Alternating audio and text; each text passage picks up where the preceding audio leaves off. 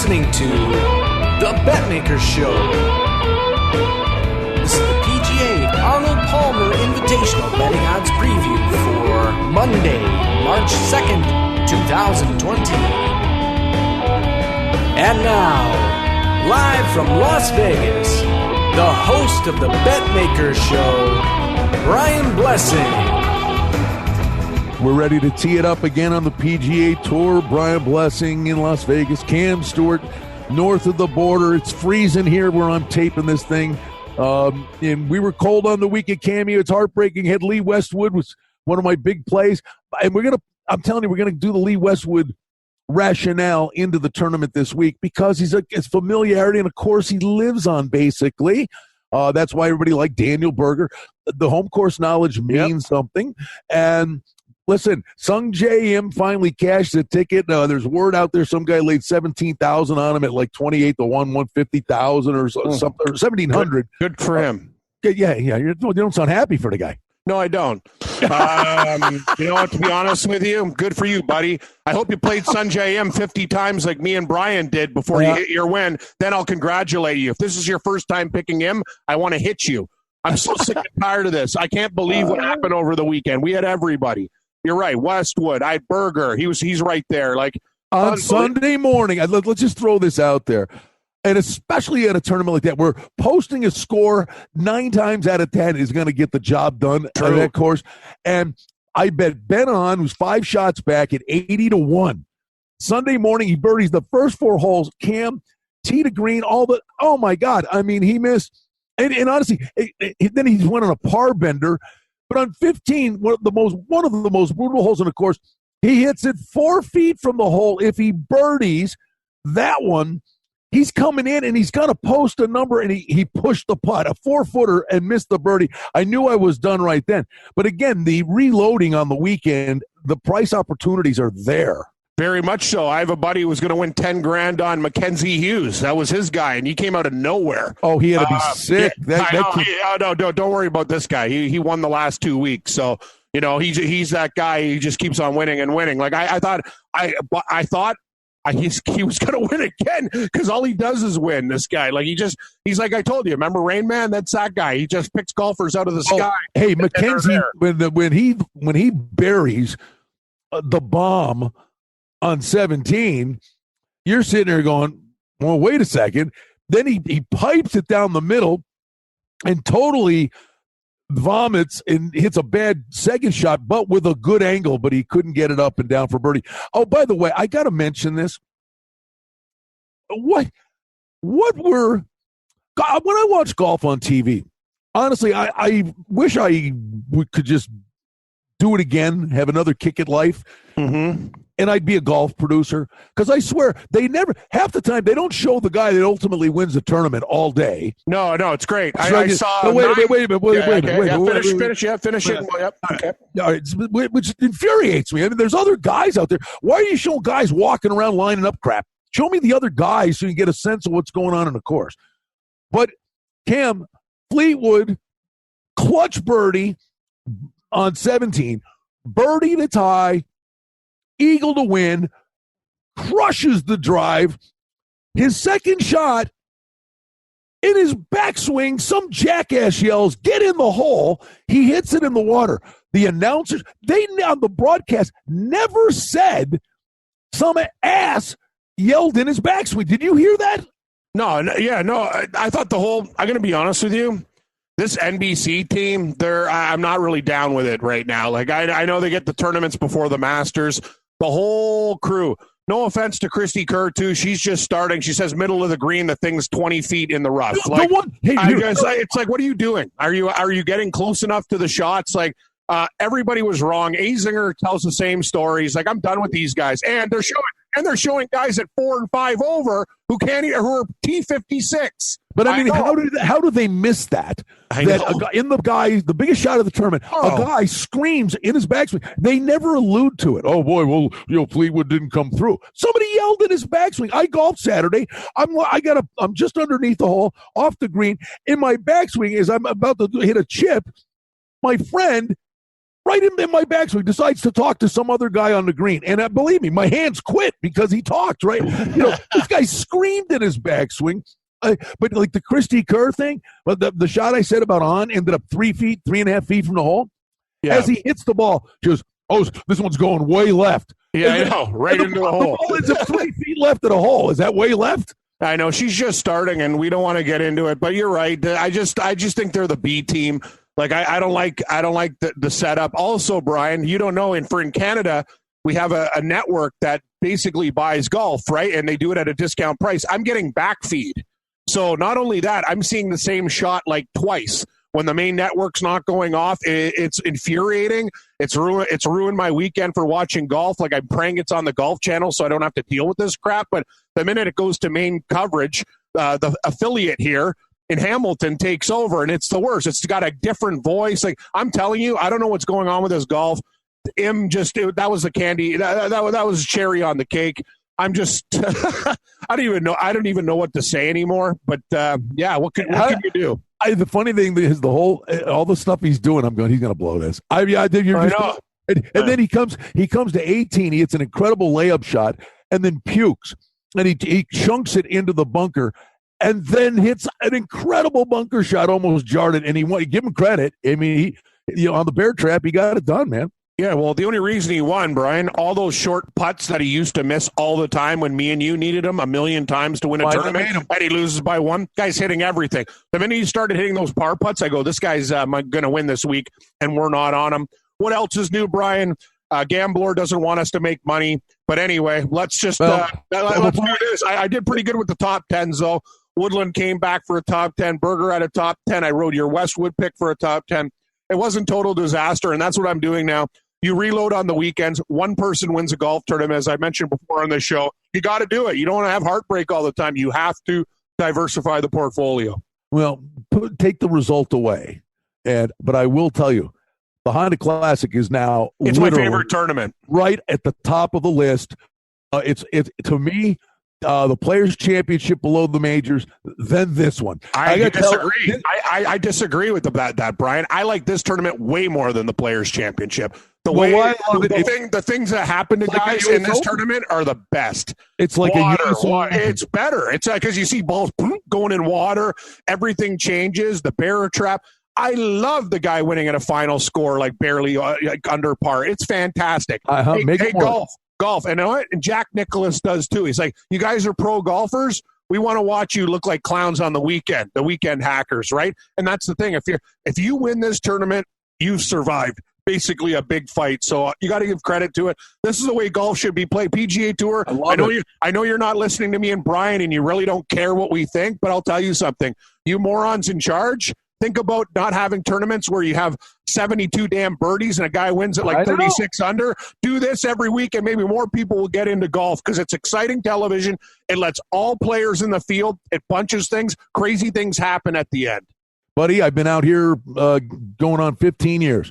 And from the day I got here, I have been ultra critical of the golf tournament here, the Vegas stop. Oh, yeah. Winning score is always 26 under par. It's a joke, and nobody goes. And, nobody goes to it. It's because a birdie is not anything special, And how many times, by the way, on 16, I guess it was specifically, what was it? There must have been a dozen guys over the weekend that would hit it and it would roll back in just into the water. Mm-hmm. And every one of those guys thought they could hit the flop shot out of the water, and every guy just knocked it back in the water instead of taking the drop initial. They all thought they could get out, and not one of them. Know why? They just remember Bill Haas from the remember that time when he was playing Hunter Mahan way back in the day? They remember that guy, but it wasn't that hole. Yeah, you're right, Brian. But I'm just saying, the guy did that from the water, right? Same type of thing. People think they're heroes. It didn't work there. But anyway, Brian, what can we do? I just watch when I see Sungjae Im win, like, again, it's just like staring into a wall, tongue hanging out, just kind of like, I don't know what to do. Like, me and you are the presidents of the Sungjae Im fan club, and we're off him the week that he wins. It's just disgusting. But we move on to the Arnold Palmer Invitational. Betmaker, let's make some money For outstanding information and special offerings and promotions, we invite you and encourage you to sign up for our newsletter today simply by going to the website at betmaker.com. Well, I'll tell you right out of the gate, and this is before we get to the numbers. Molinari's the defending champ. McIlroy is playing at a ridiculous level. He's been T5 basically every time he tees it up, so you got to look long and hard at him. But right out of the gate, let me just say that a guy who's making my card, because he played okay on the weekend, but you could see he's rounding into form. Ian Poulter, Henrik Stenson, and Graham McDowell live here. So I am playing Ian Poulter. I like Poulter the best. McDowell's actually playing pretty good golf, but I think Ian Poulter's the guy who's going to step up, but of the residents this week that can make some noise. So that's my one little salvo. I'll throw that right out of the gate. That home course knowledge. Here's the thing.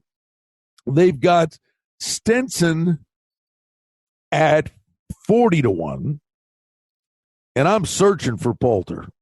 He's 90. Well, there's basically in a matchup, I would probably play Poulter, and he's 90 and Stenson's 40. Yeah, no, I like Ian Poulter. He's a guy that can really battle down the stretch. I don't know. Out of the chalk guys, I'm trying to see. You know what the scary thing is? Sungjae Im won. Is he the type of guy to go back-to-back now that he's won because it's been so close, so tough? He finished third here last year, Brian. Tim, tell the story about this kid. He's 21. He basically plays every week. He doesn't take a week off. No, he doesn't. Lives in hotels. He does not own a house. He just goes tour stop to tour stop. He lives in the hotel and keeps playing. And now he's won. He'd be the one guy who'd say, yeah, he could come right back. No, that's the thing. And I like that. Like, I got a house here, I got a house here. I like Sungjae Im. I like the way he rolls. That's the same thing. Tour stop, get me in the hotel. It's cool. We're ready to rock. Another paycheck, move on. That's what he does. I'd be very scary because he's broken through now. And he has been second, third, sniffed it, pissed tournaments away, missing 4-foot putts. He gets it done. Be very, very careful. 25-1. I don't know, man. Is he going to pull a Brendan Todd? Maybe. But I'll tell you one thing, Brian. There's just guys that I'm looking at right here. I don't know. Billy Horschel really disappointed me on Sunday, but he's 60-1. His form is still pretty good. I like that Poulter pick that you're looking at. And you know what? Charles Schwartzel at 100-1. You saw him. This guy's got game again. So that's a world-class player at a very, very nice price.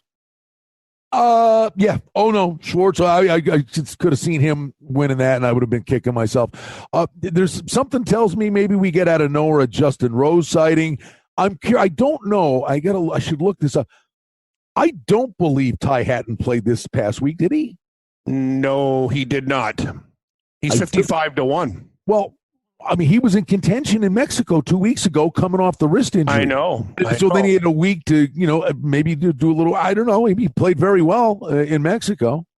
He did. And I have another one for you that's like this guy. I've been following him too, and he had another decent performance. Maverick McNeely at 125-1. Matthew Neesmith is getting close. I told you about him. He's 140. I don't know if a bomb player is going to win because the field is so good. You got McIlroy, Fleetwood. I will not be taking Tommy Fleetwood. I can tell you that. I don't care if he wins like 14-1. You can have him. Can I ask you this? DeChambeau looks good at 16, man. That guy got close. Let me throw another one at you and he's contended now at least twice in the last 6 weeks. What is the disdain for J.B. Holmes at 100-1? I don't get it either. J.B. Holmes, they're pricing him like the guy has no chance. He should be literally in the Fitzpatrick Hatton range at 55. It's nuts. The guy plays every week. And like when he plays, he's like a top 10 machine. I don't get it. I know. You're absolutely right. The books just don't respect J.B. Holmes, and I don't know why. If you actually watch golf, you know he's there all the time. Well, your boy's sitting there, and you haven't mentioned him. Who? Morikawa? Pass. Mad Max. Oh, Max Homa? Yeah, 66-1. I like Max Homa. Need a little bit more, yeah. So no offense to Max Homa, but J.B. Holmes is 100 and he's 66. Max Homa should be 100 with JB Holmes. Then I'll start listening. Victor Hovland, yeah, you won your tournament. That last fade 60-1. No thanks. Watch him show up this week. I don't know what to do, Brian. There's a couple guys in the bomb range. When you're talking the overlays, I mean, to me, they're cut from the same cloth. Tony Finau, 33-1. JB Holmes, 100-1. What's the difference? Hey, there is no difference. Finau never wins. Oh, yeah. Cue it up next Monday. Wow, Tony Finau, what a performance. Yeah, I could just anyway. It's insanity, man. It is. It's driving me nuts. McIlroy at 5-1. He's playing at a ridiculous level, but he just doesn't finish. I'm not taking McIlroy at 5. No way. Fleetwood at 14. You'll be sitting there on Sunday. You'll want to jump through a window. DeChambeau 16-1. That's interesting. Hideki at 20. I want a little bit more, but I like it. How about why is Ricky Fowler 33-1? At what point are they going to say enough of this? Brian, you bring it up. Ricky Fowler, miscut.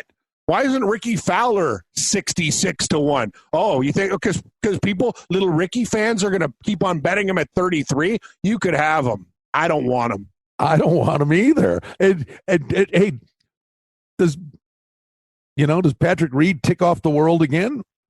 25-1. I can't invest in Patrick Reed at 25-1. No. I just no. This is the week. But then again, if anybody makes a crack about Patrick Reed before the tournament starts, I might live bet him. They keep coming at him, and he keeps winning. All right, I'm swinging for the fence. I mean, okay. I'm definitely using Poulter, and I'm using Holmes. It's 90 and 100 for starters. I got to bet on Matthew. I want to see him start playing good, Matthew Fitzpatrick, because I got to bet on him for the Masters. He was the runner-up here last year. Brian, I thought you said you liked Lee Westwood at 60. Last week. Oh, you don't like him this week?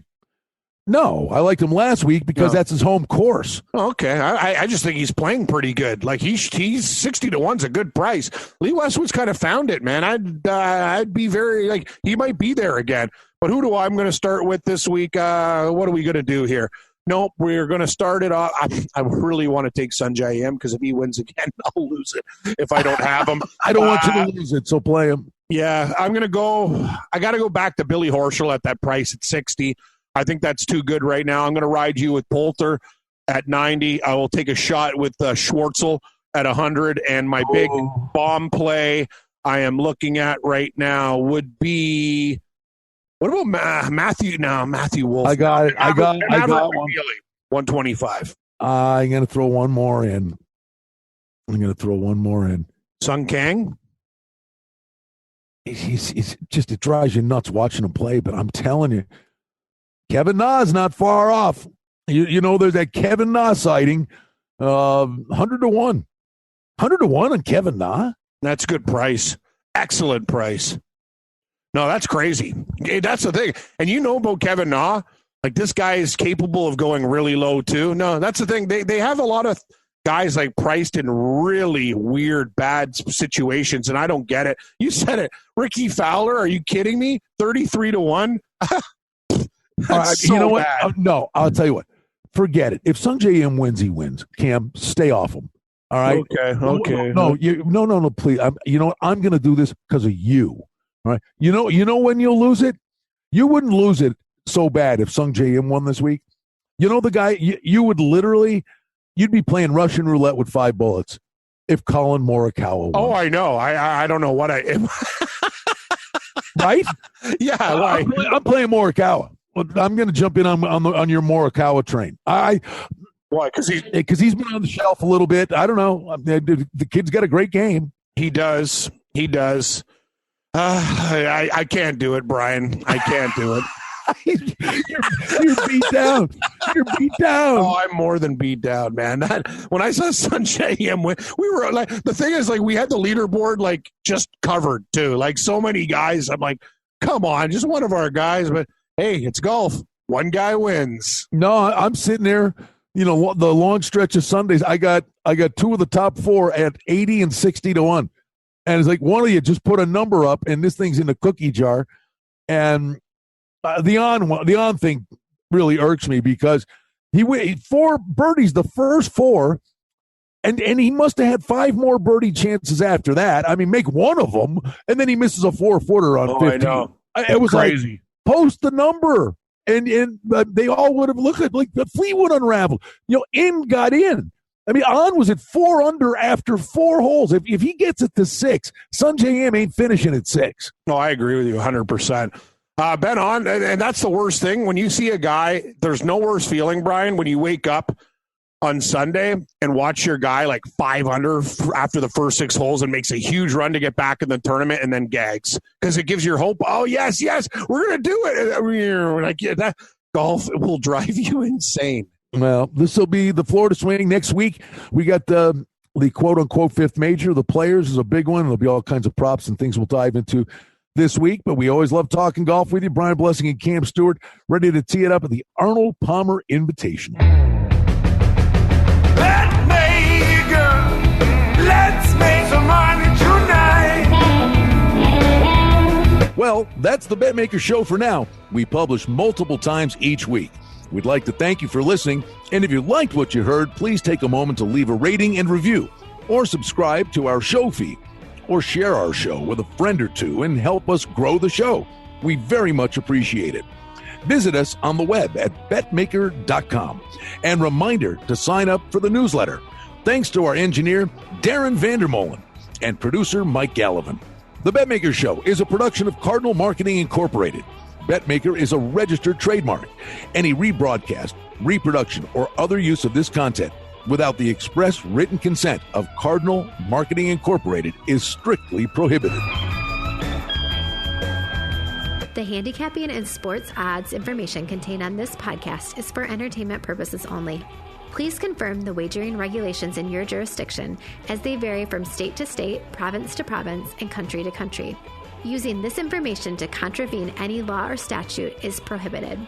The podcast is not associated with, nor is it endorsed by any professional or collegiate league, association, or team. This podcast does not target and is not intended for an audience under the age of 18. If you think that you have a gambling addiction, stop this podcast now and please seek help.